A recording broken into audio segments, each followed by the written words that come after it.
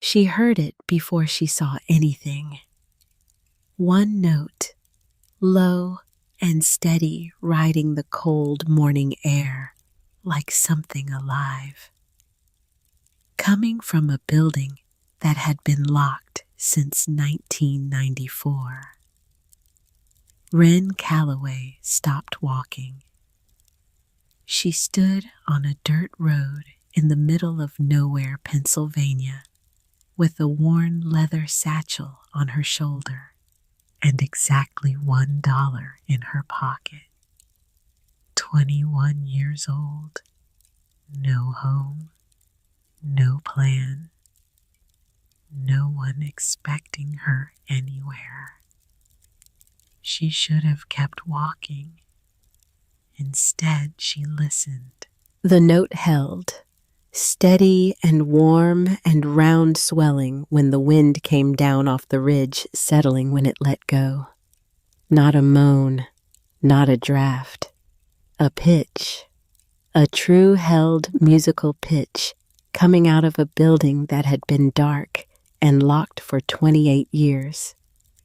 Her grandmother had taught her the difference, and standing there on Wicket Road in the October cold, Wren understood two things at once. First, that she knew exactly what was making that sound. Second, that whatever was inside that building had been waiting, not for just anyone, for someone who would stop, for someone who would listen, for someone who could still hear a pipe speak. She reached up and closed her hand around the old tuning fork hanging on a cord against her chest, the one her grandmother left her, the only thing she had kept. Then she walked toward the sound. She had no idea that inside that building, a dead man had left her everything she needed to begin. She heard it before she saw anything. One note, low and steady, riding the cold morning air like something alive. Wren Calloway stopped walking.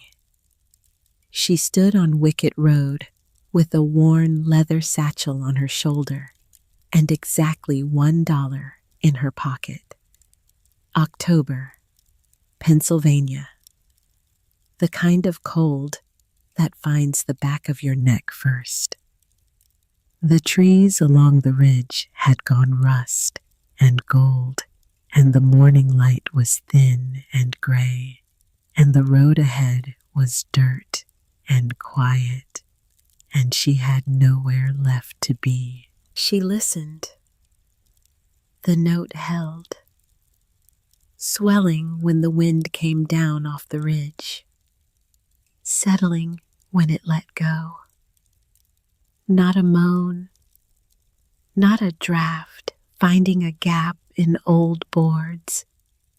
A pitch, a true held musical pitch, low and warm and round, coming from a building that had been dark since 1994.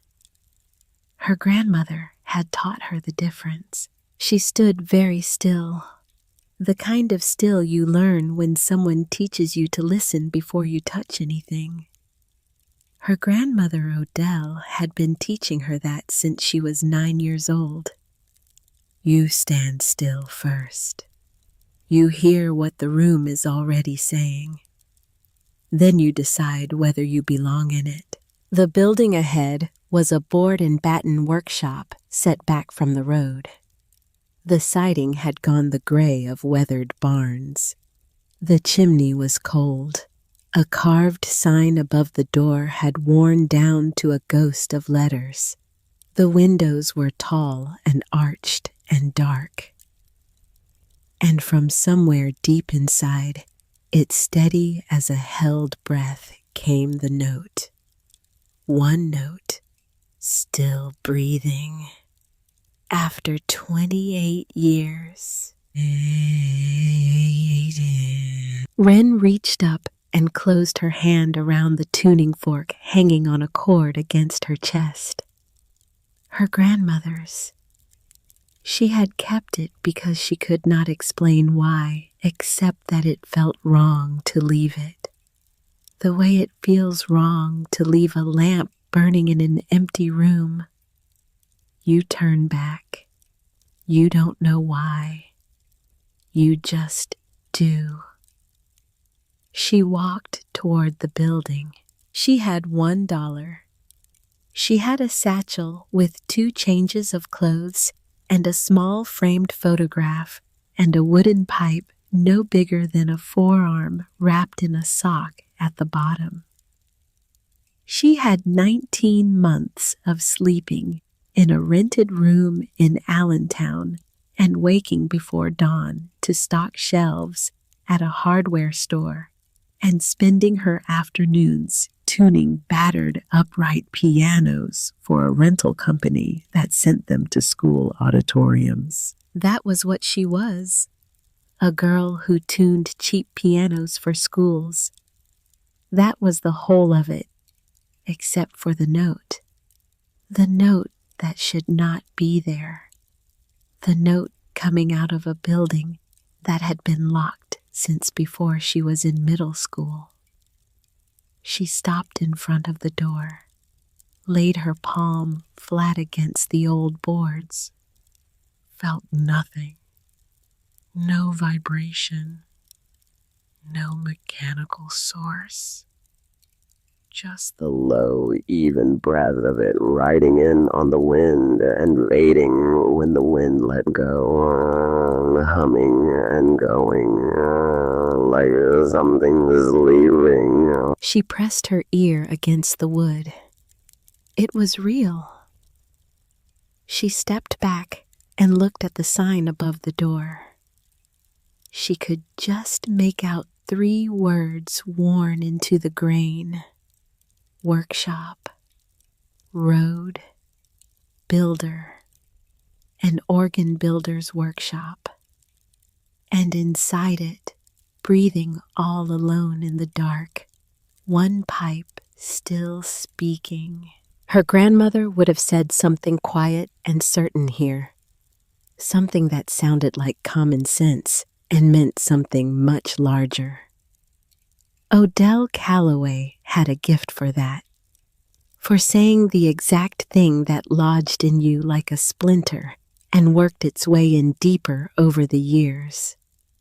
Wren stood on the road, and the note came again on the wind, and she thought about her grandmother and the $1 in her pocket, and the fact that she had nowhere to be. Then she turned and walked the 2 miles back to town. Because she needed a key. And you cannot walk into something that was left for you without doing it right. The Stoverton Township office sat in what used to be a feed store on the main road. Wide plank floors, a pressed tin ceiling gone dark with age, and behind the counter a man in his early 60s with reading glasses pushed up on his forehead and a cup of coffee going cold at his elbow. Clellan Burse, township clerk, historical society president, the kind of man who knows where every old thing in a small county is buried and exactly whose name is on the deed. Wren set her satchel down, asked if the township had any property listed for surplus under $10. Clellan put his pen down, looked at her for a long moment. The way you look at someone when they have just said a thing you have been waiting a long time to hear, and you want to make sure you heard it right. Then he said, "There was one." He told her about the Amos Vetch place, out on Wicket Road, organ builder's workshop. Surplus since the mid-90s. Never sold. Nobody in Stoverton built organs anymore. and nobody from away wanted a building that size with a half-finished instrument in it and a lower road that flooded every spring. $1? Wren kept her face still. Cleland took his glasses off, set them on the counter, and then he asked the question she would remember for the rest of her life. You wouldn't be any relation to Odell Calloway, would you? Not a question, not quite. Wren said Odell had been her grandmother. Cleland was quiet a while. The kind of quiet that has weight to it. The kind a person earns. Then he reached into the bottom drawer of the desk and brought out a heavy old iron key on a braided cord. Dark with handling. The kind of dark that takes decades of palms to make. He set it on the counter between them. Amos Vetch gave me this key the winter before he passed, he said. Told me to hold it for whoever could still hear a pipe speak. I asked him what on earth that meant, and he smiled and said I'd know them when they walked in. He looked at the key, then at Wren. Better than 28 years that key has been in that drawer. He paused. Your grandmother came out to Amos's shop once, long time back. Brought him a cracked reed she couldn't quiet. The two of them stood at his bench from after dinner until dark. Hardly a word between them, just listening.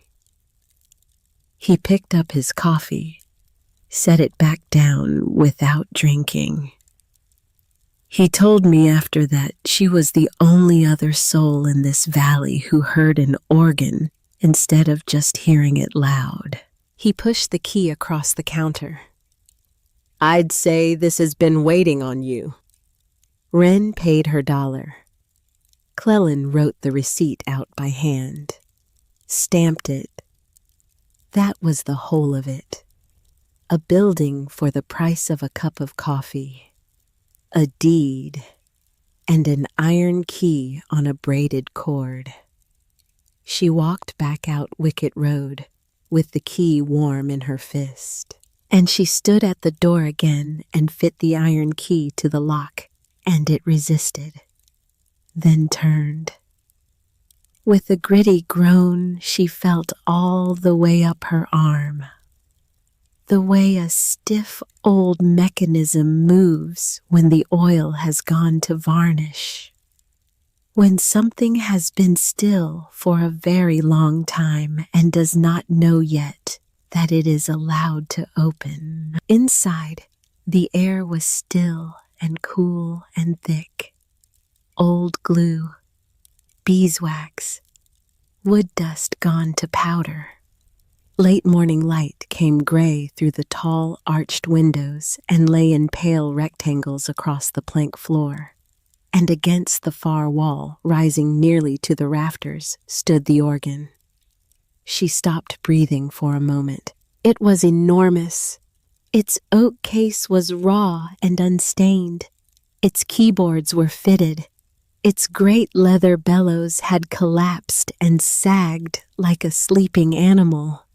And ranged across its front in rows on rows were the pipes.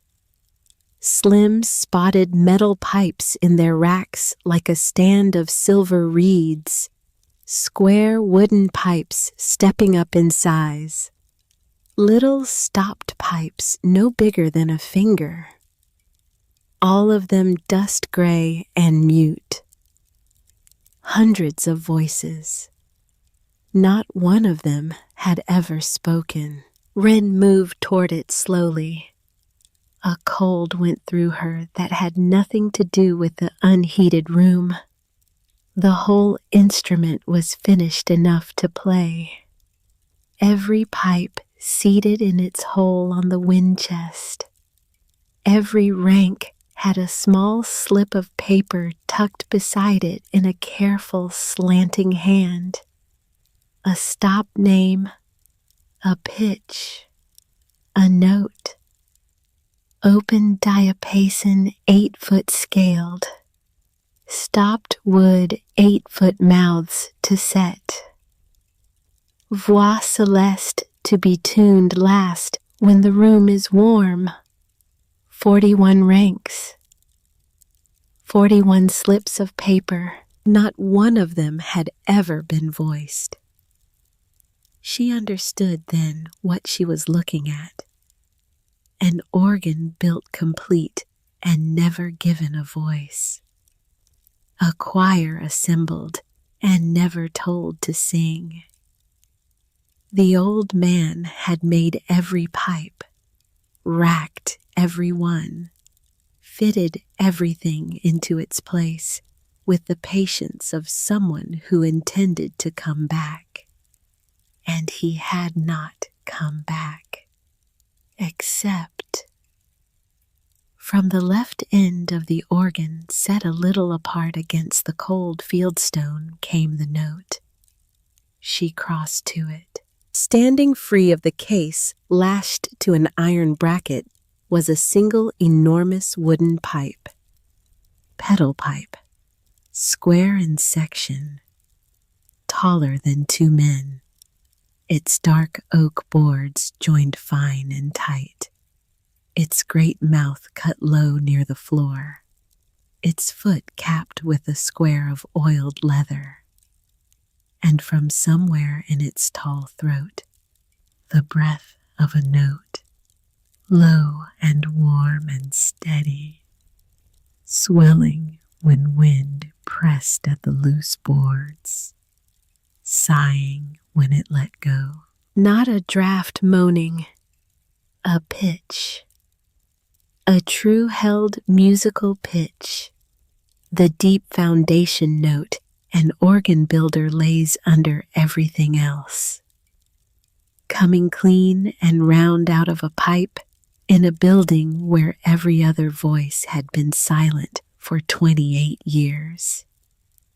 Wren laid her palm flat against the tall oak side of the pipe, felt the faint, even shiver of moving air working inside the wood. The note hummed up through her hand, low and warm, in tune with itself. No hiss at the front of it, no waver at the end, voiced true, exactly the way her grandmother had taught her a pipe should be. She stood there a long time. She did not understand yet how it could speak with no bellows pumping, no keys pressed, no hand at the wind chest. She only knew that of every voice in that silent room, this one alone had refused to fall quiet, and that it had been set apart against the stone wall on purpose, where it could not be missed by anyone who walked all the way to the end of the road and stopped to listen. She slept that first night on the bare plank floor with her coat for a blanket. The note kept her company in the dark. Morning came gray and clean. Wren woke to the low note and the smell of old wood and the sound of a truck slowing on Wicket Road. She went to the tall window. An old pickup had pulled onto the gravel apron. A man in his early 70s climbed down slow, a covered dish in his hands, looking at the building the way you look at a house where someone you loved used to live. He took his cap off when she opened the door. "Harwick Gann," he said. "I farm the bottom land down past the bridge. Used to keep this stubborn man company of an evening." He nodded past her at the dark room. Saw a light moving in there last night. Figured it was kids again.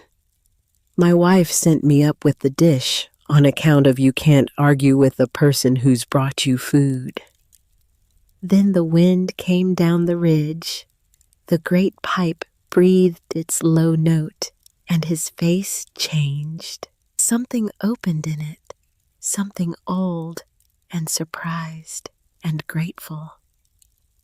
"Still talking," he said quietly. "Lord have mercy, after all these years."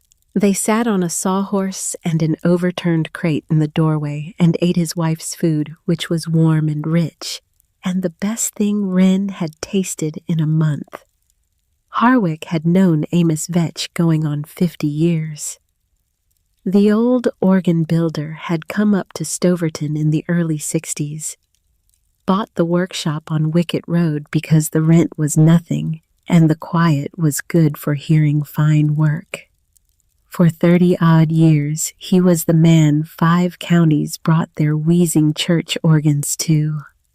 He never married. He worked late by lamplight and the tall pipe against the wall. Harwick set down his fork. "Amos called it his ground," he said. "Said an organ builder who can't lay one true low note under everything has no business building anything on top of it." Wren asked how a pipe could be sounding with no wind put to it. Harwick nodded slowly, like a man who had been waiting a long time for someone to ask that exact question. "He built the shop to breathe through one pipe," he said. "Cut a wind passage from a vent in the foundation up through the floor and into the foot of that pipe. So when the valley wind comes down the ridge and presses on the stone, it draws a steady little draft up the inside, just enough to make the mouth speak." He paused. "I helped him chisel the channel through the sill. Spring of '68. Never understood why a man would go to all that trouble for one low note nobody asked for." He looked at the pipe. "He said a workshop with one voice still living in it is a workshop that's only resting, not dead." Wren sat with that a while. A workshop with one voice still living is a workshop that's only resting. She looked at the 41 silent ranks behind her. All those pipes standing in the dark waiting, and the one voice that had refused to go quiet breathing in the cold air, keeping the door open. That was the 4th morning. On the 5th, something else happened. She was measuring the wind chest, learning the spacing of the ranks when she heard boots on the gravel outside. Not Harwick's heavy tread. Something lighter, more deliberate. The kind of walk that has made up its mind about something before it arrives. The woman in the doorway was 38, dark hair pulled back, a canvas bag over one shoulder. She had her father's eyes, Wren would realize later. Cleland's careful, assessing look. Except where Cleland's eyes were patient, this woman's were something else. Watchful, and not entirely at ease. "Lyndon Burse," she said. "My father runs the township office. He mentioned someone had finally taken the Vetch place." She held up the canvas bag. "He sent lunch." Wren thanked her. Lyndon stepped inside without being invited, which was fine. It was a public county road and a recently purchased building, and Wren was a stranger, and people in small towns check on things. That was reasonable. Except Lyndon was not checking on the building. She was looking at the organ. The way you look at something you have thought about for a long time, something you have a complicated history with. She walked the length of the silent ranks slowly, her fingers hovering near the pipe racks without quite touching. Reading the stop slips in Amos's slanting hand, her mouth went tight at the Voix Celeste slip, and then tighter at the open diapason. She knew what she was reading. She turned back to Wren. "You know what this is," Lyndon said. It was not a question. "A pipe organ," Wren said, unvoiced, all 41 ranks. "An instrument worth more than the building it's sitting in, built by a man who spent 46 years doing this work." Lyndon paused. "Do you know the trade?" Wren said her grandmother had taught her to voice and tune reed organs, that she had been tuning keyboard instruments since she was 9. Lyndon looked at her for a long moment. "Reed organs," she said, "and pipe work, small scale. My grandmother apprenticed under a pipe organ builder in the Pennsylvania Dutch tradition." "Your grandmother is not here." Wren did not answer that, because there was nothing to answer. It was true. Odell was not here. Odell had been gone 2 years, and Wren had spent those 2 years tuning rented uprights in school auditoriums and sleeping in a boarding house in Allentown and trying to figure out what she was without the one person who had always known. Lyndon set the canvas bag down on the workbench, looked at the organ again. Then she said it, lightly, precisely, the way you say a thing you have been carrying for a long time and have finally found the right moment to set down where it will do the most damage. "I hope you know what you're doing. The tools in this shop weren't built for someone still learning." She left without waiting for an answer. Wren stood in the empty room. The note held on. She picked up Lyndon's canvas bag, looked inside. A sandwich wrapped in wax paper, an apple, a small jar of cold coffee. She sat down on the floor and ate it. Because whatever that conversation was, it did not change the fact that she was hungry. And it did not change the fact that the organ was here. And it did not change the fact that somewhere in this building, sealed in the dark, a dead man had been waiting 28 years for someone who could still hear the pipe speak. And she had heard it. She had heard it on the road before she even knew what it was. So Lyndon Burse could say what she liked. Wren had work to do. She spent that day and the next learning the room with her hands. She walked the ranks of the great silent organ and read them the way Odell had taught her to read a voice. By the cut of the mouths, the set of the languids, the careful graduated scaling that stepped each pipe up in size by an exact proportion. She read the stop slips. She ran her fingertip along the edge of each mouth, feeling the precision of the cut. The old man had been meticulous. Every pipe made with the patience of someone who believed the work itself was the point, whether or not anyone was watching. She found Odell in the work, not in a way she could explain, not in any single thing, but in the feeling of the voicing knives laid in their row on the bench. in the little wind tester with its rubber bulb worn smooth at the grip, in the languid setting tool beside it. Each one called up a pair of hands, a voice, a smell of beeswax and felt, and warm bellows leather. You never force a voice, Wren.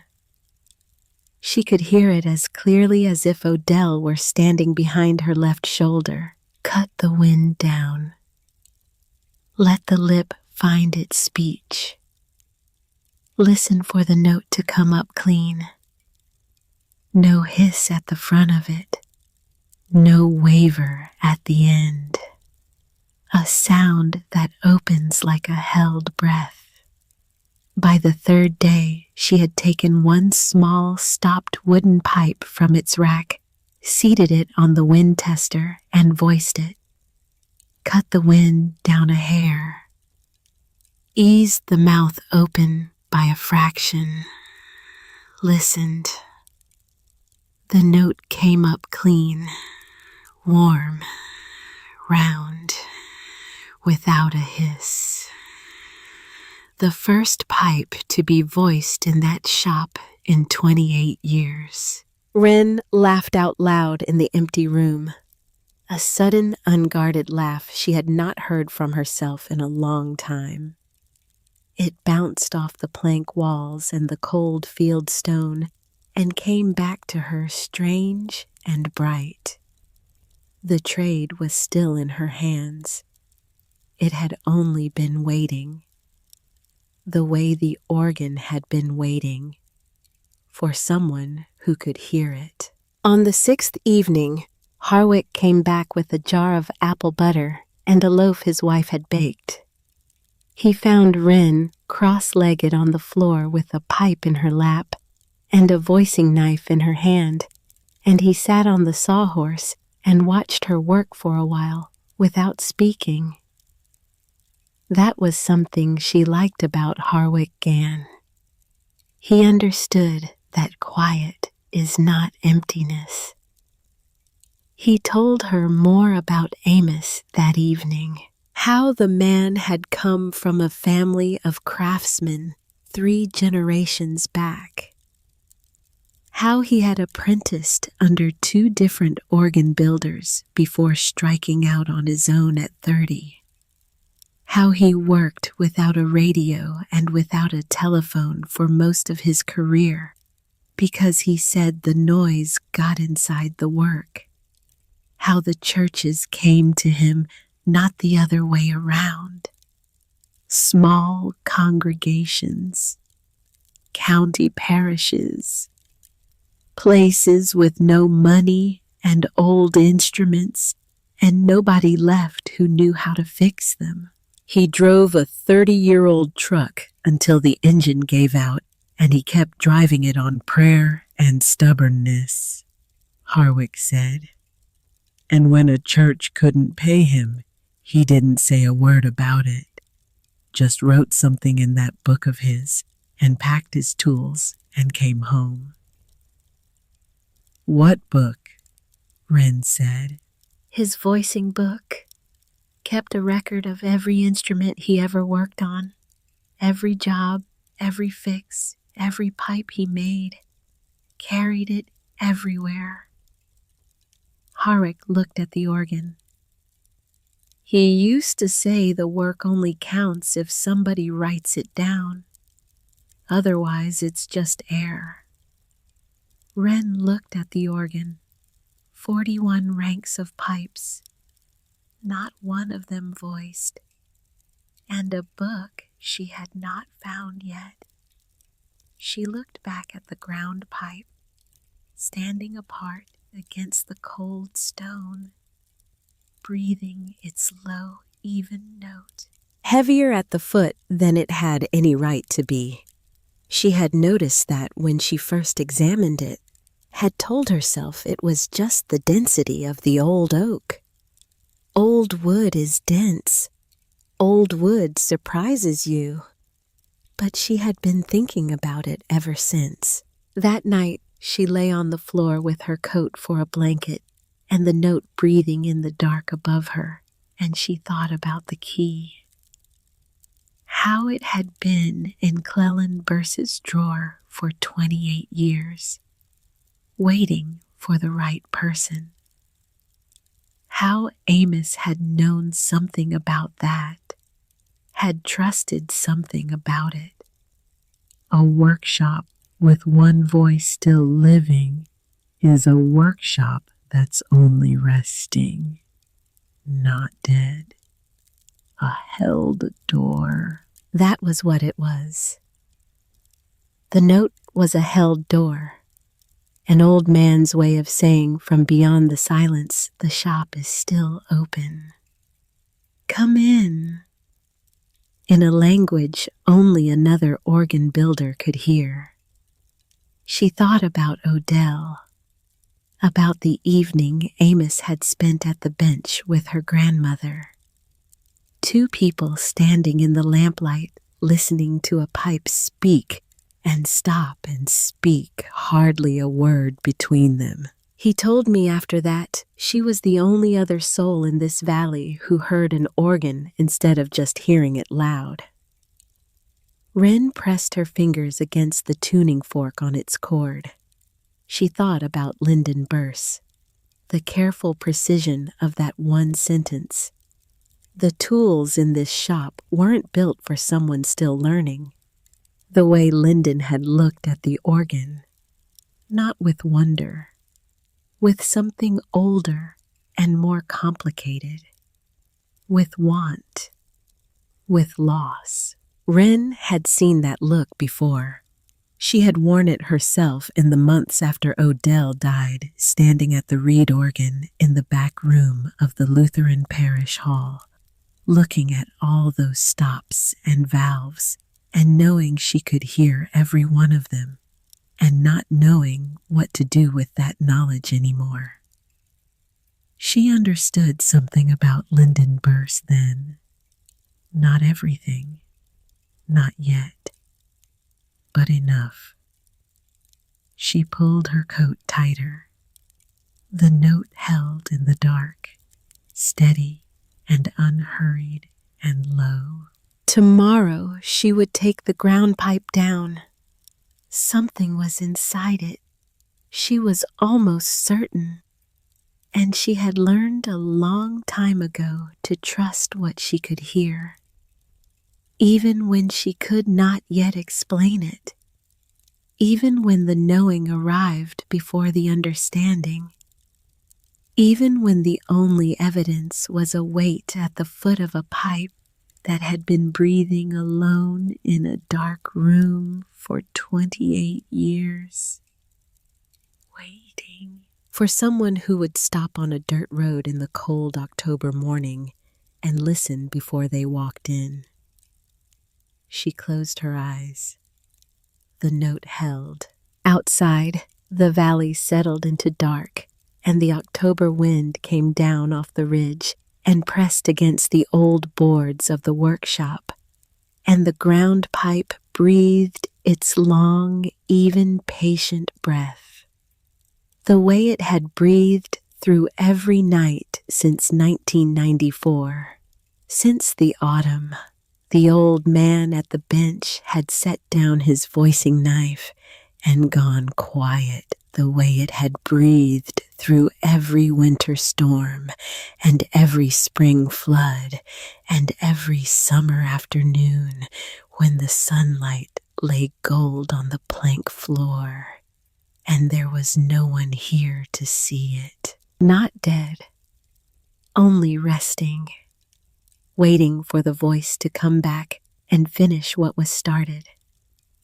It held under everything, steady as a heartbeat, steady as a promise kept. She took the ground pipe down on the 7th morning. It was not a small job. The pipe stood taller than 2 men, and the iron bracket holding it to the fieldstone wall had been bolted in place since 1968. Harwick came at first light without being asked the way he always seemed to know when a thing needed more than one pair of hands. They worked the bolts loose with an old wrench from the tool rack, slow and careful. And when the bracket finally gave, the pipe leaned into their arms like something that had been standing at attention for a very long time and was finally allowed to rest. They carried it to the padded trestles Wren had set up along the far wall, and she felt it immediately. The weight at the foot. Dense. Wrong. Not the weight of old oak alone. Something else. Harwick felt it too. He looked at her across the length of the pipe. She said nothing, just reached for the oiled leather cap at the foot. She worked it loose the way you ease a wind down. Slow. No forcing. Quarter turn at a time. The leather had been dressed and sealed with something that had hardened over the years into a grip that did not want to give. But it gave. It always gives if you are patient enough. That was the first thing Odell had ever taught her. Patience is not waiting. Patience is listening while you work. The cap came free, and behind it, fitted snug into the wooden foothole, was a turned oak plug, waxed and smooth. The kind of clean, quiet joinery an organ builder would trust with something he cared about. Not hidden, not buried, just put away carefully, the way you put a good tool in its case. Wren's hands were shaking, not from fear, from something older than fear. The feeling of standing at the edge of a thing you cannot take back. The moment before you lift the lid, before you read the letter, before you open the door and see what the room has been holding for you all this time. She worked the plug free. A quarter turn. Another. It came out clean and dry and smelled of cedar. She reached up into the dark hollow at the foot of the pipe and found it. A thick cloth-bound book, soft at the corners from years of handling. A heavy shama pouch tied with waxed cord. A canvas roll of tools tied the way her grandmother tied hers. The knot at the right side, the tails tucked under. A small pipe of polished spotted metal, hardly longer than her hand. A treble pipe with a mouth cut fine and a foot stopped with cork. And an envelope. The paper gone amber with age. In the careful slanting hand, she had been reading on the stop slips all week, one line on the front. To whoever can still hear a pipe speak. Wren sat down on the floor. Just sat down. Right there on the cold plank boards with everything arranged in front of her on the shama cloth. Harwick said nothing. He lowered himself onto the sawhorse and folded his hands and waited. Which was the right thing to do, the only right thing. She opened the book first, the voicing book. It was everything, page after page in that fine, patient hand, an entire working life recorded. Every organ Amos Vetch had ever built or rebuilt across 46 years. The church, the town, the date, the problem, the fix. The scaling of every rank he had laid the exact width of each mouth, the cut of each languid. A record so complete and careful it was less like a logbook and more like a love letter. To the work, to the pipes, to the small county churches and their aging instruments and the congregations that sang in them on Sunday mornings, and in the margins, a second story. Faith Chapel, Germansville. Rebuilt the swell. No charge. They'd had the fire that winter. The Reformed congregation at New Tripoli. New stopped rank. 50 cents. The congregation was small. The reed organ at the county home. Set to rights.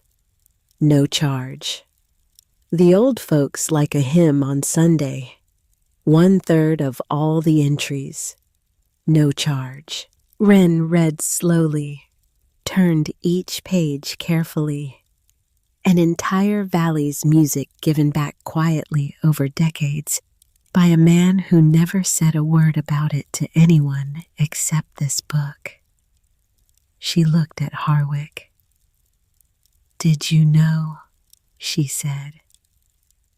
He was quiet a moment. "I knew he didn't always come home with what a job should have paid him," he said. "I stopped asking after a while." She looked back at the book. Then she picked up the small metal pipe. Spotted metal. Polished. The mouth cut with a precision she had never seen outside of museum photographs. This was not practice work. This was not an exercise. This was the finest pipe she had ever held. And on its foot, stamped in a maker's mark she now recognized from the tools on the bench beside a small steel stamp that must have been his signature scratched fine with a sharp point. For Hattie Lore's wedding hymn, 1973. Wren turned to the last entry in the voicing book. Her finger found it near the bottom of the last filled page. The date, October 1994. And in that same careful hand, pressed a little harder into the paper than the entries before it, as if the man writing it knew it mattered. Voiced the high pipe for Hattie Lore's wedding at last. 4 years late. She is patient. Said it was all right. Said Saturday. It is Saturday. Wren read it twice. Amos Vetch had finished this pipe. The most perfectly made thing in the entire workshop. Finished it the week he died. Voiced it and wrapped it and laid it in the foot of the ground pipe wrapped in cedar. And he had never carried it the 2 miles down the road to set it in the chapel organ. Never. The pipe had been waiting since 1994. 28 years. In the dark. In the cedar-smelling hollow at the foot of the one pipe still breathing. She sat with that for a long time. Harwick did not rush her. Then she untied the shama pouch. The waxed cord came loose in her fingers, and she turned the pouch over onto the cloth, and gold caught the gray morning light and slid across the shama in a slow, bright fan. Coins. Thick, dense, beautiful. 29 of them.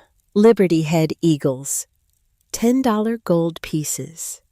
The dates stamped into them ran from 1879 to 1907. She picked one up and felt the weight of it. Real gold is heavy in a way that surprises you every time, no matter how many times you have felt it. Dense and serious and certain of itself. Wren looked at Harwick. Harwick looked at the coins. "Well," he said, that was all. She read the letter last. The envelope opened with the care of a thing that has been sealed a long time and does not know it is finally allowed. The paper inside was folded in thirds. She spread it on her knee. "Whoever you are," it began, "you found the foot of the big pipe, which means you took it down to clean and reseat it, which means you are an organ builder and not a junk dealer. Because a junk dealer would have sold it as scrap oak. My name is Amos Vetch. I have built and mended the organs of this valley since 1962. The electronic instruments have come now. They cost less than a year's tuning and never need a voicer, and nobody learns the old work anymore. That is the way of things. I am not bitter about it, but it would be a shame to let the knowing die out entirely. I cut the wind channel up through the floor into the ground pipe so it would always have one true voice. Because a workshop with one voice still living is a workshop that is only resting, not dead. The coins are for whoever comes. Use them to live while you learn the trade, or remember it. The little high pipe belongs to Hattie Lore, who is a young woman now and was a patient bride once, and I never delivered it, and that weight is on me. If you can finish what I could not, voice the organ. Let it sing." It was signed simply, "Amos Vetch, organ builder." Wren folded the letter, set it on the cloth beside the coins and the small golden pipe and the great cloth-bound book. The workshop was very quiet, except for the ground pipe, lying on its trestles now away from the wall, still somehow breathing that low, even note, the wind finding it even here, even on its side, the way wind finds any mouth that is cut true and will not be stopped. She was 21 years old. She had a building she had bought for $1, a workshop full of tools, a voicing book that was an entire education, 29 gold coins that meant she did not have to sleep on a plank floor worrying about her next meal, and an unvoiced organ with 41 ranks standing in the dark, waiting for someone to give them each a voice. And a small, perfect pipe that belonged to a woman who had been waiting since 1972. She sat on the cold floor of the workshop for a long time. Then she stood up, set the coins back in the shama pouch, set the pouch and the letter and the treble pipe aside in a safe corner of the bench, picked up the voicing book, and went to look for Hattie Lore. The coin dealer in Bethlehem was a woman named Doreen Pask, who kept a shop on a side street off Main and handled every piece with cotton gloves and a loop and the slow patience of someone who knows that hurrying a valuation is how you get it wrong. She took her time with each of the 29 coins. Wren sat in the wooden chair across the counter and watched. She had driven down in the truck she bought from a retired sawyer up the road, a 2006 Ford with a heater that worked on the second try, and the drive down the valley had taken 40 minutes, and the whole way she had thought about the letter. Use them to live while you learn the trade. Doreen set the last coin down, looked at Wren over her glasses. "They're genuine," she said. "Every one. The dates are good. 4 of them are scarce in this condition." She paused. "I would value this collection at somewhere above $30,000. I can write the check today if you'd like." Wren kept her face still. "Yes," she said. "Thank you." She drove back up the valley with a check in her coat pocket and opened the first bank account she had ever held in her own name at a branch on Broad Street. The teller was a young woman who asked if Wren needed anything else. Wren said no. The teller smiled, and that was the whole of it. Wren sat in the truck in the parking lot for a few minutes before she started the engine. More than $30,000. For a building she had bought for $1. For a key that had been sitting in a drawer for 28 years. For stopping on a dirt road at first light because she heard a note that should not have been there. She thought about what Amos had written. "The coins are for whoever comes. Use them to live while you learn the trade." He had put that money away, coin by coin, across a working life. A man who marked a third of his jobs no charge. A man who drove a 30-year-old truck on prayer and stubbornness. Who worked by lamplight in an unheated workshop in the Pennsylvania hills. Who gave back an entire valley's music quietly without asking to be remembered for it. And still managed careful coin by careful coin across all those years to put away something for the person who had not yet arrived.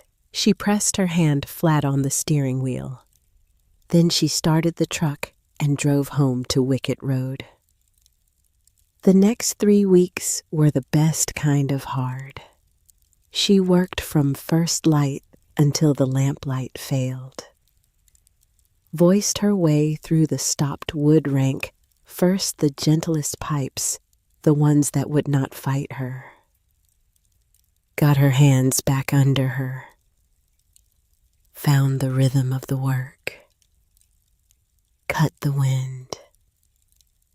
Let the lip find its speech. Listen for the note to come up clean. Harwick came most mornings. Opal Midden came on Tuesdays and Thursdays. Opal was 84 years old and had kept house for Amos Vetch the last 10 years of his life, and she moved through the workshop with the comfortable authority of someone who knew exactly where everything belonged. She showed Wren how Amos had liked his hide glue mixed, 2 parts to 1, warm but not hot. She showed her the drafts he kept in the back of the voicing book, the ones he used to check his scaling against when he was working from memory. She told Wren which of the voicing knives was for metal, and which was for wood, and which one Amos had used for the finest work when he needed the most control. "He sharpened that one himself," Opal said, pointing to the narrow blade at the end of the row. "Wouldn't let it out of his hands. Said the other voicers who came through never respected the edge." Wren picked it up. It was balanced perfectly. The handle worn smooth at the grip. She set it back down. Carefully. Then came the open diapason. The front rank, the face of the organ, the largest metal pipes, the voice that carries everything else. She started on a Monday morning, took the first pipe off the wind chest, fitted it to the wind tester, set the wind, brought it up. It overblow, jumped straight to the octave above. A thin, screaming tone that bounced off the stone wall and the plank ceiling, and did not sound like music at all. It sounded like an argument. She eased the wind, tried again, still overblowing. She cut the mouth, a hair, listened, still. She adjusted the languid, tried again, screaming. She spent the rest of Monday on it, and all of Tuesday. She tried every adjustment she knew, checked her angles, checked her cuts, checked the scaling against the stop slip and the voicing book, and everything was right on paper and wrong in the pipe, and she did not know why. By Tuesday night, she was cold and tired, and her hands hurt, and the pipe would not speak clean, and she sat down on the floor against the cold field stone with the pipe in her lap, and thought very seriously about whether she had made a mistake. Not about voicing the pipe, about all of it, about believing that stopping on a dirt road and listening to a note meant something, about believing that a dead man's faith in whoever came next had anything to do with her, about being 21 years old with no credential and no teacher and no one to call. Lyndon Burse's voice came back to her then, clean and precise and exactly as intended. The tools in this shop weren't built for someone still learning. Maybe she was right. Maybe Wren was a girl who tuned cheap pianos for schools, and that was all she was, and all she had ever been, and the rest of it was a story she had told herself, because she needed one. She sat in the cold for a long time. Then she got up and walked across the room to the ground pipe. It was back on its bracket now, bolted to the stone, back where it had always been. The wind found it even in the quiet of Tuesday night, pressing through the foundation passage Amos and Harwick had chiseled in the spring of 1968, finding the foot rising into the throat. The note held. Wren laid her palm flat against the dark oak, felt the shiver of moving air under the wood, and heard her grandmother. Not a memory, not an imagined voice. Something more precise than that. The specific gravity of a specific instruction that had been sitting in her hands for 12 years and had simply been waiting for the right moment to come up. You never force a voice, Wren. Cut the wind down. Let the lip find its speech. Listen for the note to come up clean. She went back to the pipe, stood in front of it for a moment, and understood. She had been giving it too much wind, not a little too much, a lot. She had been trying to make it speak by giving it more of everything. More wind, more cut, more pressure, because it was the biggest pipe and she had been thinking big. But a voice is not about size. A voice is about proportion, the right amount of wind for the mouth that was cut. Not more, the exact right amount. And when the amount is wrong, the pipe does not get louder. It gets desperate. It jumps the octave. It screams. Because you have given it more than it can hold, and it has nowhere to put it. She eased the toe hole down to a whisper, nicked the languid. One hair, less than a hair, brought the wind up. The pipe stopped screaming. It came up clean, round, deep, carrying the voice of a rank that could hold an entire instrument underneath it. Wren stood very still.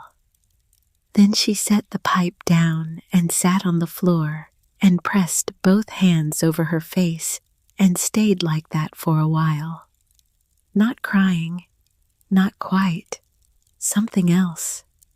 The feeling of a thing arriving that you had given up on and then found again in a place you should have looked first. She had been trying to force the voice. And a pipe that is forced will speak harsh or not at all. She had known that since she was 9 years old. She woke the next morning and voiced 4 pipes before the light changed. It was the following Tuesday when Opal arrived with a tin of chouflé pie and something Wren had not expected. A story, unprompted, delivered while Opal sat in the chair by the workbench with her hands folded and her eyes on the organ. "Amos took one proper apprentice," Opal said. "In all his years, one." She settled in her chair. "Young man from Philadelphia. Came with letters of recommendation from the music conservatory. Very impressive letters." Wren kept working. "He lasted 3 months," Opal said. "Left in November. Said the work was too slow, too quiet. Said Amos wasted half the day just listening to pipes without touching them." Wren smiled at the pipe in her hands. Amos said after that the trouble with the trained musician is they know too much about what a note should sound like, so they stop listening to what the pipe is actually saying. Opal reached for the pie tin. He said the best ear he ever encountered in a student belonged to a woman in the next county who had learned to tune reed organs from her father and never had a formal lesson in her life. Wren looked up. Opal looked back at her over the pie tin. "Odell Calloway," Wren said. "Your grandmother," Opal said. "Yes." She cut a careful slice. "Amos said if Odell had come 20 years earlier, he would have made her a partner." She paused. "He also said something else. That the day Odell brought her granddaughter by the sound of her would be the day the shop had its rightful owner." Wren set down the voicing knife.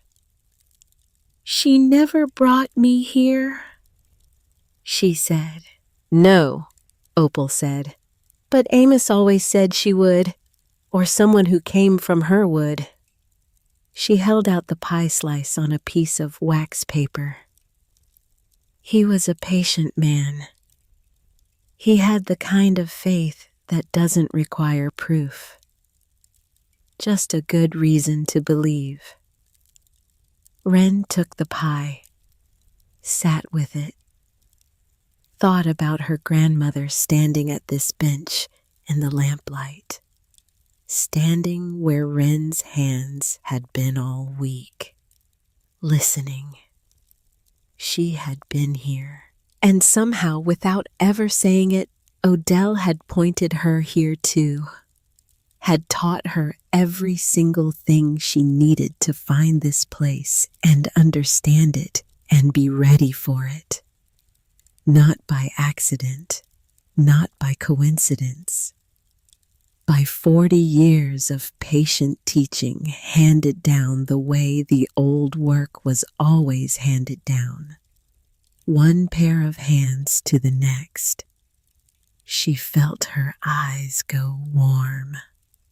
Looked back at the pipe. Let it come up.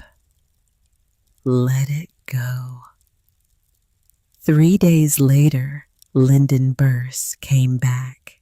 Wren was at the bench when she heard the boots on the gravel. The same deliberate walk. The same made-up mind. Lyndon stepped into the doorway. She looked at the organ. At the front rank, 11 pipes now voiced, and standing the open diapason range begun. At the voicing book open on the bench. At Wren with a pipe in one hand and the fine-edged knife in the other. She said, "I hear you've been at it." "Every day," Wren said. Lyndon came in, walked to the organ, stood in front of the voiced rank, and looked at the pipes the way someone looks at a thing they did not expect to be as good as it is. Then she turned. "I have something," she said. "I don't know if it's useful." She reached into her jacket and brought out a cassette tape in a plastic case. Old. The label handwritten in blue ink, gone faint. Germansville, 1987. "My mother sang in that choir," Lyndon said. "This is the last recording made of the Germansville organ before it failed. Amos Vetch rebuilt it in 79. She set the tape on the bench beside the voicing book. "I've had it since she died. I didn't know what to do with it." A pause. "I thought maybe you should have it." Wren looked at the tape, then at Lyndon. "Thank you," she said. "Don't thank me," Lyndon said. "Just don't ruin it." She left. Wren stood at the bench for a moment. Then she found Harwick's old tape player in the back of the truck cab where he'd left it 2 weeks ago. The one he used for country radio on long drives. She fed the cassette in, hit play. The sound that came out of the little speaker was thin and worn with age. Tape hiss, the ambient noise of a church on a Sunday morning. Feet on stone floors, a low murmur of voices. Then the organ began, and the room on Wicket Road went very ill. She heard him immediately. Not the instrument, the man behind it, the choices he had made, the voicing of the reeds warm but never sharp. The scaling of the principles rounded at the top, never bright. The balance between the ranks, each one given exactly as much as it needed, and not one drop more. This was what Amos Vetch believed an organ should sound like. This was what he had been trying to build in the silent ranks behind her. This was the voice she was trying to give back. She listened to the whole recording, both sides, rewound it, and listened again. And by the third time through, she understood 3 things she had not been sure of before. How he had voiced the celeste rank to sit just behind the diapason without swamping it. How he had tuned the stopped wood to roll under the principles like a foundation. and how the treble, the very top of the range, was meant to sit above all of it, bright and clear, and carrying like something climbing. Like a voice finally saying what it had always meant to say. She thought about the small spotted pipe wrapped in cedar at the foot of the ground pipe. The one that had a woman's name on it. The one that Amos had finished the week he died. She looked at where it was sitting on the bench, wrapped in its shama cloth, waiting. She had made a promise, she realized, not out loud, not to anyone in particular, but the kind of promise you make when you open a letter written to you by someone who trusted you, sight unseen, who put away coins for years against the day you might arrive, who left a pipe breathing in the dark so you would hear the door was open. She picked up the voicing knife, went back to the rank. There were 30 pipes left in the open diapason alone, and 30 more ranks after that. And a woman named Hattie Lore in a town 2 miles down the road who had been waiting since 1972 for a piece of music that was already made and already perfect and already here. Wren was going to finish it. She did not know yet how long it would take. She did not know what else would happen between now and then. She did not know all the things. She still did not know which was most things, but she knew how to cut the wind down. She knew how to let the lip find its speech. She knew how to listen for the note to come up clean, and the ground pipe was breathing at her back, low and warm and steady, the way it had breathed through every cold night for 28 years, the way it would breathe through every night still to come. She set the pipe in the tester, brought the wind up, listened.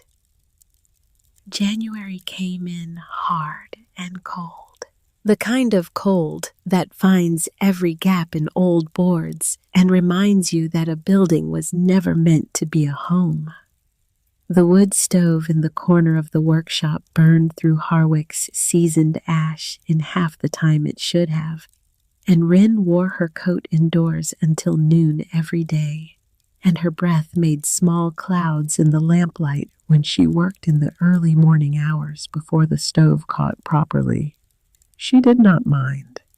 She was warm enough when she was working, and she was always working. The open diapason was done by the second week of January. 30 pipes, every one voiced to the recording in her head. Now the Germansville tape played so many times she could hear Amos's choices without putting the cassette in. She knew what he was reaching for. She understood the language he had been building toward in this room for 30 years.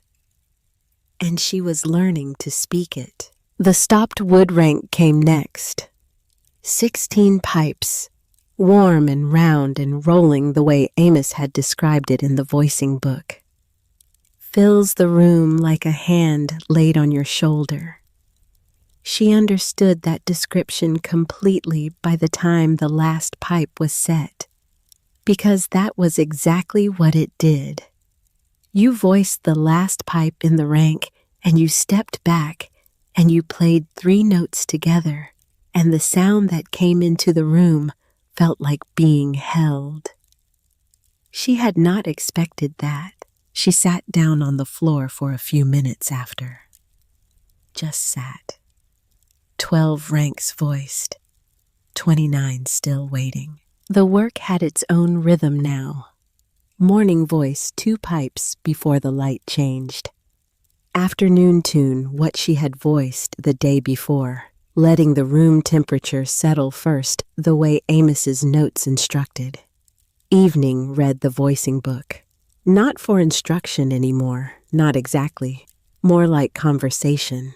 More like sitting with someone who understood the work and had thought hard about it for a long time and had written those thoughts down so they would not be lost. She wrote in the back pages now, her own hand under his, the same careful scaling, entry by entry, what she had done, what she had heard, what she had learned, and beside a growing number of entries in the same plain words she had read 100 times in his margins. No charge. She did not plan that. It arrived on its own the way the right decisions usually do, not as a choice, but as a recognition. Of course, this is what the work is for. This is what the shop has always been for.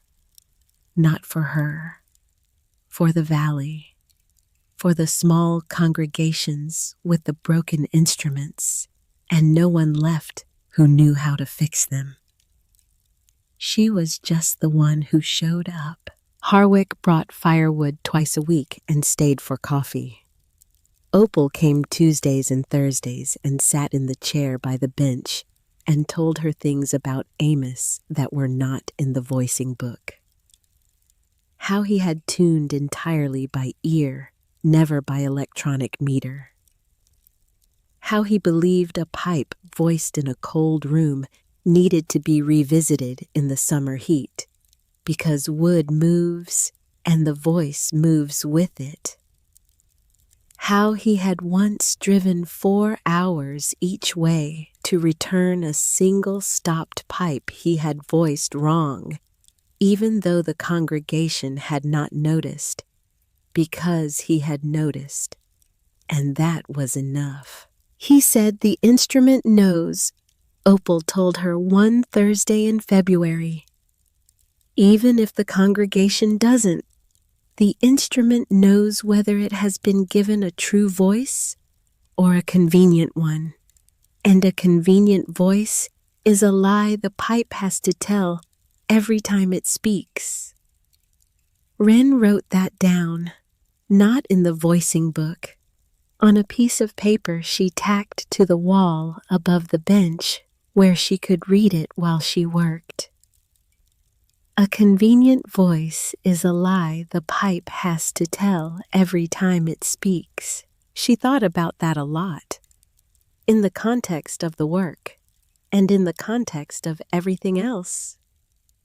The road through February was not all steady progress. There were bad days. Days when a rank that should have been straightforward refused to cooperate. Days when she made a cut wrong and had to set the pipe aside and start over with a new mouth, because you cannot uncutting something, you can only begin again. Days when she looked at the 29 remaining ranks and felt the distance between where she was and where she needed to be, and the distance was enormous. There was one afternoon in the middle of the month when she sat on the floor against the cold stone with her knees up and her hands in her lap and thought about the letter again. Amos's letter. The part she had been thinking about since the first day. If you can finish what I could not. Voice the organ.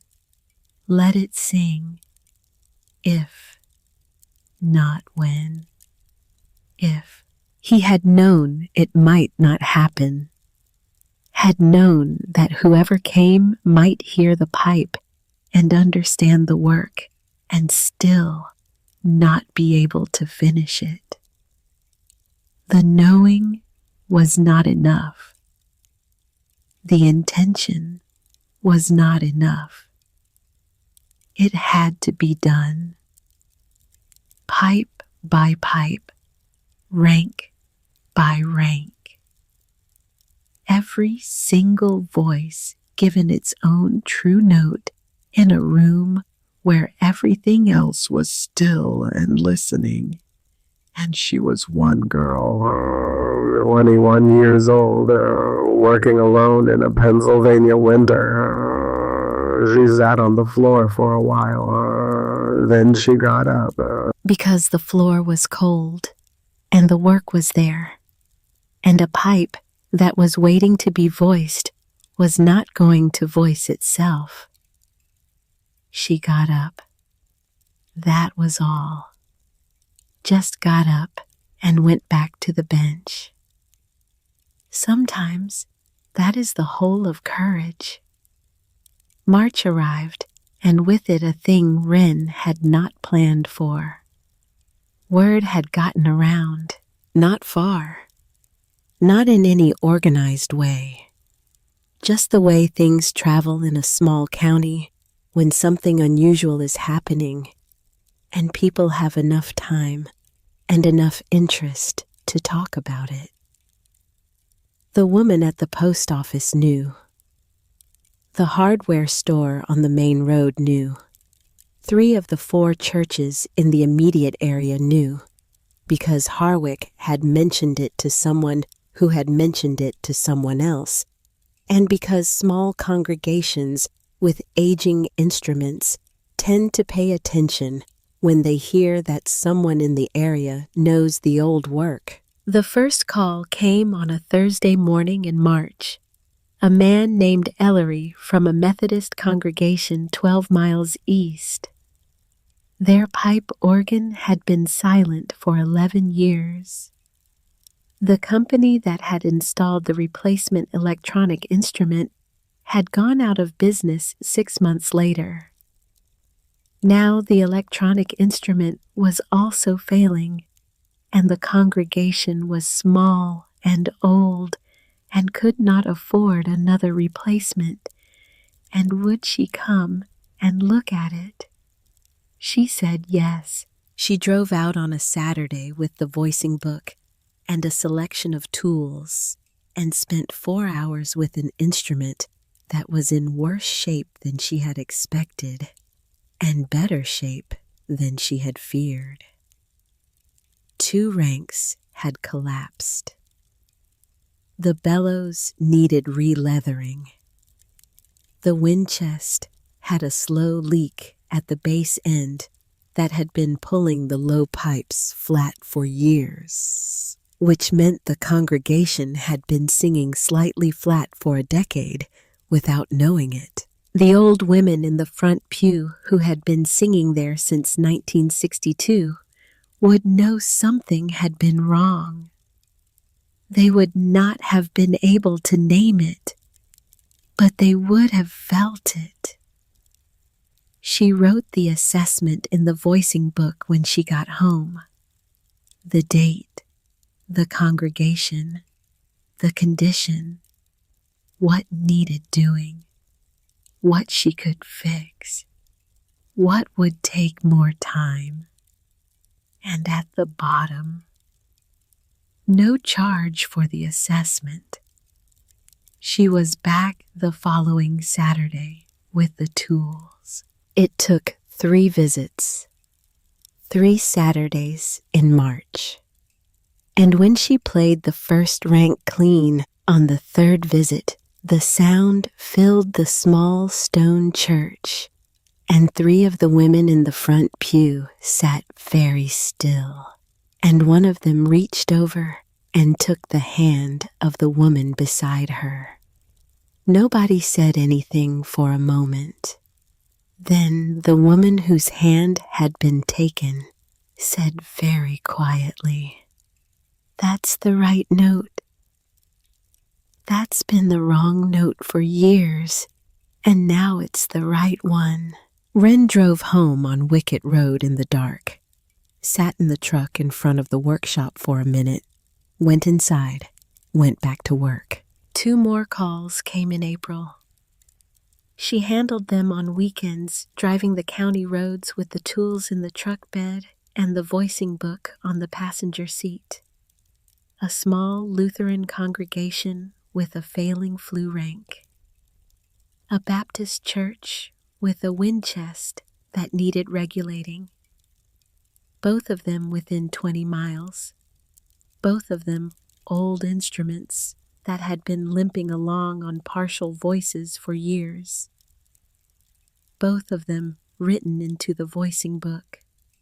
Both of them no charge. She was not a business, not yet. She was just a girl with a truck and a set of inherited tools and a conviction which she could not have explained to anyone, but which she felt in her hands and her ears and somewhere in the middle of her chest, that the work was worth doing whether or not anyone was keeping score. Amos had known that. Odell had known that. Now she knew it. It was an afternoon in late April when she found the note in the voicing book. She had been working through the last 8 ranks, down to the final pages of Amos's entries, the ones that had been filled in slowly in the last years of his life. The handwriting a little different from the early pages, still precise, but with a different quality of patience to it.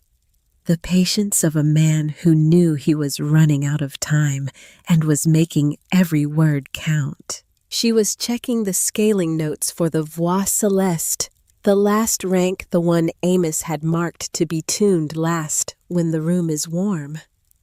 And she turned to what she thought was the last page of his entries.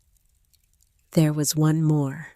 After the final dated entry, after the record of Hattie Lore's pipe, on the very last page in the margin in a slightly different ink, darker, as if written on a different day with a different pen, as if he had come back to the book after he thought he was finished and had one more thing to say. She read it slowly. If you are reading this, you finished what I could not. The organ is not the work. The organ is the proof that the work was worth doing. The real work is every small church in this valley that still has a broken voice and nobody left to fix it. I ran out of time. You have not. And below that, a list. 7 names, 7 churches, 7 addresses in a careful column, 2 counties worth of small congregations with failing instruments and no one coming. Oh, she read the little white. She recognized 2 of the names. One of them she had already visited. The Methodist Church 12 miles east. The one she had called about in March. She was already doing it, without knowing, without the list, just following the work the way the work wanted to go. She sat at the bench for a long time with the book open in front of her. Outside, the April light was going gold over the ridge. The workshop was warm for the first time since October. The kind of warmth that comes in late spring through old windows thick and slow and full of dust. The open voix céleste pipes stood in their rack, the last rank waiting, and behind them all the ranks she had voiced through the long winter. 33 of them now.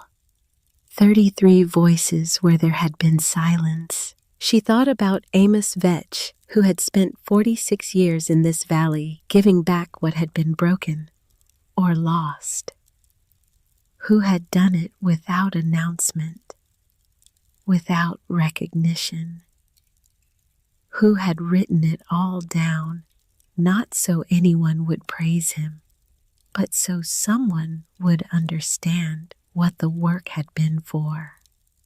She thought about Odell, who had stood at this bench in the lamplight decades ago and listened to a pipe speak and said nothing which had been exactly the right thing.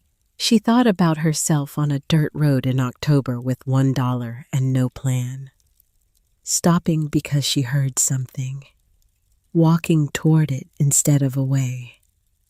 She closed the voicing book, picked up the Voix Celeste pipe nearest to her, the smallest one in the rank, set it in the wind tester, brought the wind up, listened. The first note of the last rank rose into the warm April air, soft and slow and slightly trembling, the way the celeste always sounds, that particular wavering quality that makes it sound like singing and grief at the same time. Like a voice that is almost sure of what it wants to say. It was the most beautiful thing she had heard in this room, and she still had the whole rank to go. She began. May arrived the way May does in Pennsylvania, soft and sudden, like a door opening onto a room you forgot was there. The lilacs came in along the stone fence at the edge of the workshop yard, and the covered bridge over the creek turned from gray to green in the light, and the valley below filled in with color from the bottom up the way valleys do.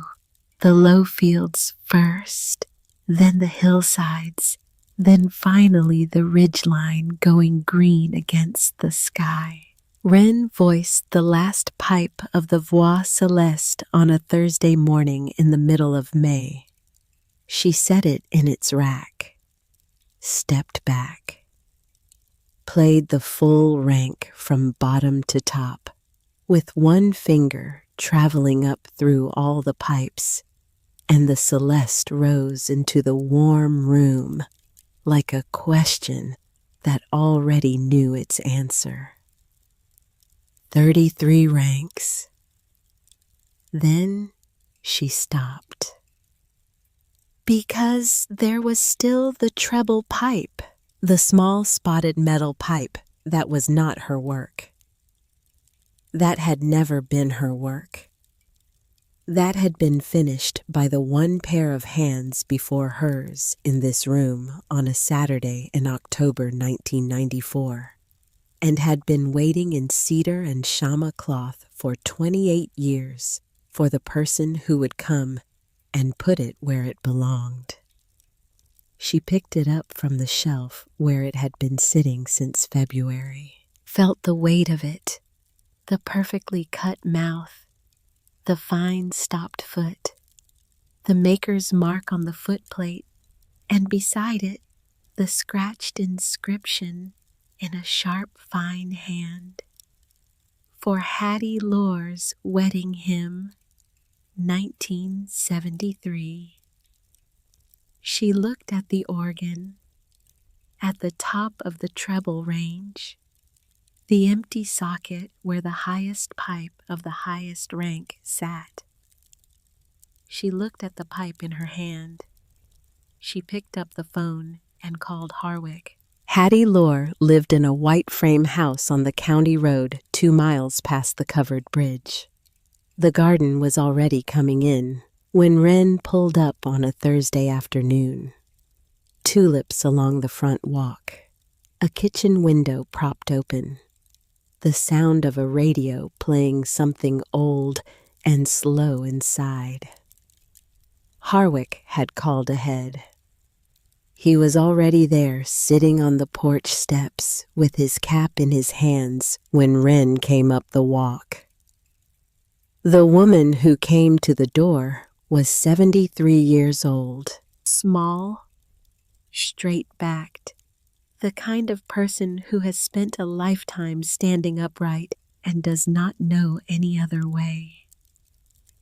Her hair was white, and her eyes were the particular clear blue of someone who has looked directly at difficult things for a long time and is still looking. She looked at Wren. She looked at the shama cloth in Wren's hands. She knew. She opened the door wider. They sat at the kitchen table with coffee. Hattie's hands were wrapped around her cup, and she did not speak for a moment after Wren unwrapped the cloth and set the small pipe on the table between them. It lay on the white shama in the afternoon light, spotted metal polished. The mouth cut fine, the maker's mark on the foot, and beside it that scratched inscription. Hattie looked at it for a long time. She reached out and touched the foot of the pipe with one finger, very lightly. The way you touch something you have been thinking about for so long that touching it feels like a different language. He told me 1973, she said. Her voice was even, measured, the voice of someone who has made her peace with a thing and is simply stating it. It became 1974, then 1976. Then he said he wasn't satisfied yet. Then my husband and I moved to Ohio for 12 years, and when we came back, I went to see Amos, and he said he was still working on it. She paused. I stopped asking after a while. I knew he'd finish it when it was finished. She looked at the pipe. My husband passed in 2011, she said. I thought about the pipe then. Thought maybe it would have been nice to have had it at the wedding. But then I thought about what Amos always said. Wren waited. He said the note isn't about the day it arrives, Hattie said.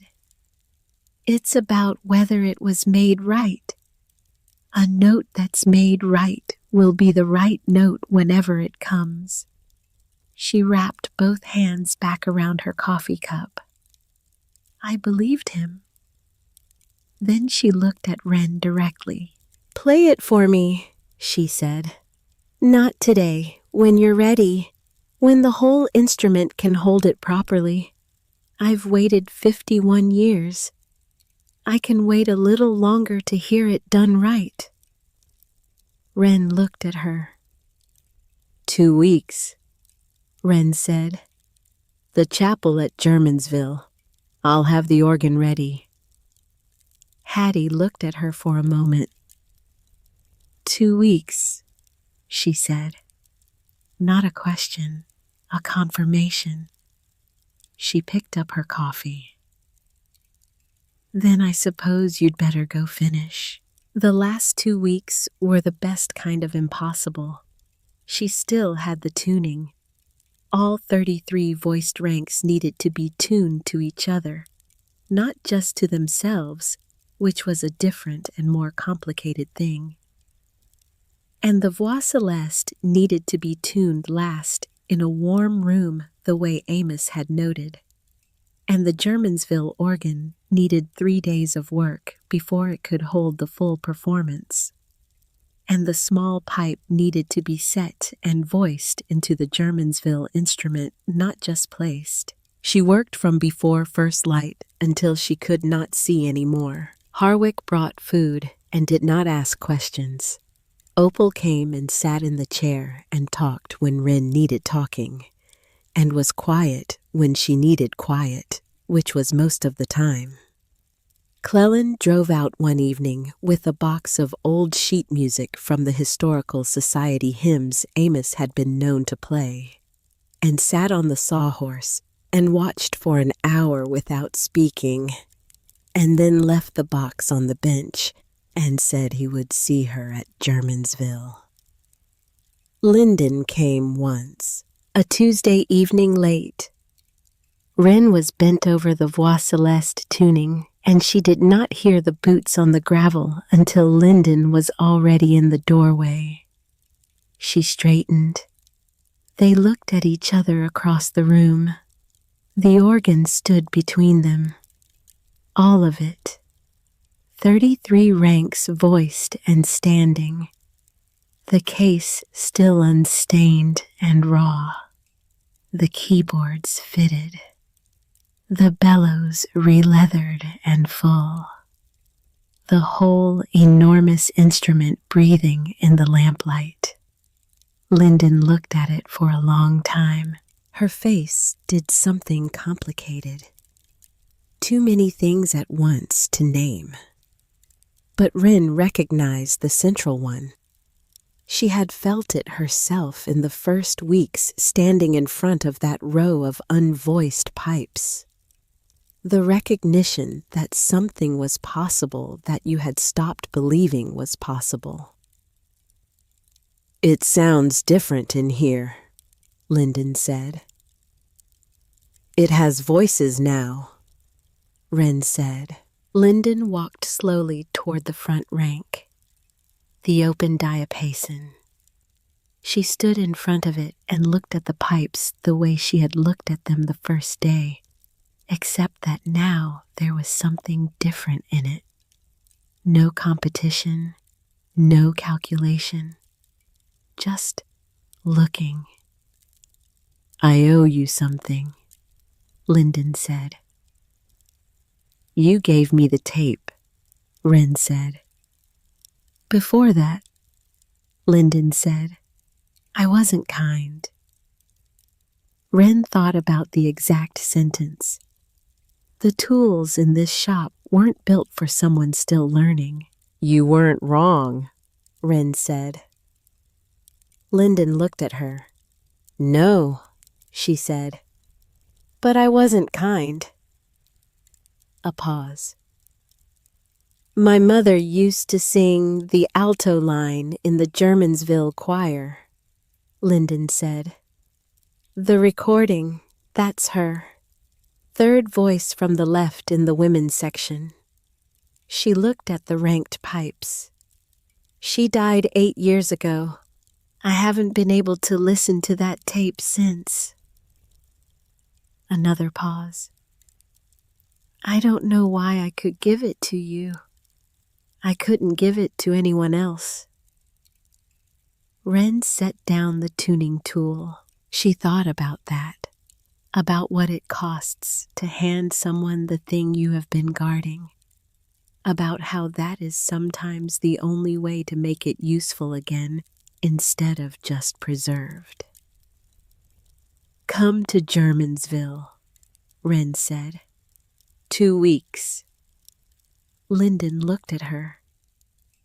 "Is that an invitation or an instruction?" she said. "Both," Wren said. Something shifted in Lyndon's face. Not a smile exactly, but something close enough. She left without another word, which was fine, which was the right amount. The Thursday before the Germansville opening, Wren drove to the chapel in the morning with the small spotted pipe wrapped in its shama cloth on the passenger seat. The Germansville chapel was a 140-year-old stone building at the end of a lane off the county road. Not large, not grand. The kind of church that has been present in a landscape so long it has begun to look like it grew there. The organ sat in the rear loft, a 2-manual instrument Amos had rebuilt in 1979, according to the voicing book's entry. She had spent 3 days on it already. The bellows were sound. The wind chest was solid. She had regulated the action and reseated 6 pipes that had crept out of alignment and voiced 2 stopped pipes in the swell that had gone harsh with age. Now she had one thing left. She unwrapped the small pipe, set it in her palm. For Hattie Lore's wedding hymn, 1973. She looked at the top of the treble range, the empty socket, waiting. The place this pipe had been made for 30 years before Wren was born by a man who spent 4 years getting it right and then died before he could deliver it. She set it in, seated it carefully. The way you seat a pipe, you are not going to move again for a long time. Cork-faced foot, precise alignment. The kind of fit that makes no sound when it settles, because it was made for exactly this space. She closed the toe hole down to the width Amos had used for trebles of this scale. Read it from the book. Trusted it. Then she sat at the manual, brought the wind up, played one note.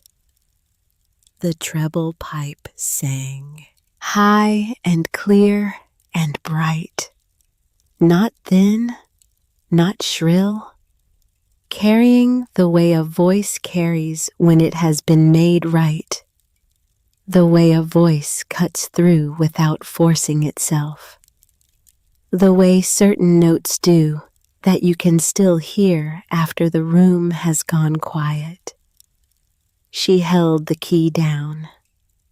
The note filled the stone chapel and came back from the old walls with a warmth that the stone gave it the particular warmth of a sound that has found the space it was built for. She let it go, sat in the silence. Amos Vetch had been a patient man. He had been right to be patient. The morning of the Germansville opening was overcast. The kind of soft gray May sky that makes colors more saturated, not less the green of the lane coming in bright and deep against the pale sky. Wren arrived at 8 and opened the chapel and ran through the full organ, once all two manuals checking every rank in the morning air. Everything held. Everything spoke clean. People began arriving at 10. Not a crowd. A congregation. The word had gone out the way word goes in a small county. Harwick and his wife came first. Cleland came with the box of sheet music he had never taken back, which made Wren smile. Opal came in her grandson's car and sat in the third pew and folded her hands and looked at the organ loft with the expression of someone who is about to receive something they have been owed for a long time. Lyndon came and sat in the 5th pew on the left side. She did not make eye contact with Wren when she arrived. But she came. Hattie Lore came last. She came up the lane in a gray coat with a scarf around her neck, walking at the pace of someone who has been somewhere before and knows the ground. Harwick offered his arm at the door, and she took it, and he brought her to the front pew, and she sat down and folded her hands in her lap, the same way she had sat at the kitchen table 2 weeks ago. She looked straight ahead, at the altar, at the stone walls, at the light coming in through the windows. Not at the organ. She knew it was there. She would hear it. That was enough. Wren climbed to the loft, sat at the manual, put her hands on the keys. She played the opening hymn first. A long one, a full statement of the whole instrument, all the ranks together, the foundation of the diapasons and the warmth of the stopped wood and the bright edge of the principals, and beneath all of it, the celeste wavering, and certain at once. The stone chapel filled with sound, real sound. The sound of pipes that had been given true voices and a room that was made for them. The sound of something that had been silent for a long time finding its breath again. She heard someone in the pews make a small sound, not a word, just the involuntary sound a person makes when something lands in the chest. She played through the hymn, then she stopped. Let the room settle. Brought her hands to the keys for the wedding hymn. She had practiced it 100 times. She knew every line of it. She knew where the treble pipe would come in at the top of the second verse, the phrase that climbed above the melody and carried. She had planned it. She was ready. She began to play. And when the treble pipe sang, when it came in on the second verse exactly as it was meant to, high and clear, and carrying voiced true in a stone chapel on a gray May morning, 51 years after it was commissioned, and 28 years after it was finished, and left in the dark at the foot of a pipe, still breathing in an empty room on a forgotten road, when that one small, perfect voice rose above the rest and filled the space between the old stone walls. She heard Hattie Lore, not crying, not quite, just the sound of a breath released, long and slow, the way you breathe out when something you have been holding for a very long time is finally allowed to rest. And then quiet. The whole chapel quiet. The note still hanging in the stone air. After a while, Hattie spoke. Her voice was even and clear, the same as at the kitchen table, like a woman who has made her peace with the long way around and is simply grateful to have arrived. He was always slow, she said, because he was always careful. Nobody added to that, because there was nothing to add. Wren drove home on Wicket Road in the May afternoon light, windows down, the lilacs along the covered bridge going full and sweet in the warm air. The boards of the bridge drumming under the truck tires the way they always did. The sound she had been hearing since the first morning. The sound that meant she was almost home. She pulled onto the gravel apron and sat in the truck for a moment. Home. When had it become that? Somewhere between October and May. Somewhere between a cold floor and a stove that worked, and Harwick's firewood stacked by the door, and Opal's chair by the bench, and the sound of the ground pipe breathing in the dark. She went inside. The workshop was warm. Late afternoon sun came through the tall arched windows and lay in bright rectangles across the floor. The organ stood against the far wall. All 41 ranks voiced now and standing. All of them given their voices one by one across a winter and a spring in a room where a dead man had left the door open. She walked to the ground pipe, laid her palm flat against the dark oak, felt the shiver of moving air under the wood. The note hummed up through her hand, low and warm, in tune with itself, exactly as it had been on the first morning. exactly as it had been for 28 years before that. The one true voice, still breathing, not alone anymore. She stood there for a long time. Then she went to the bench, picked up the voicing book, turned to the last page she had written on her own hand under Amos's the careful scaling and the dates and the entries.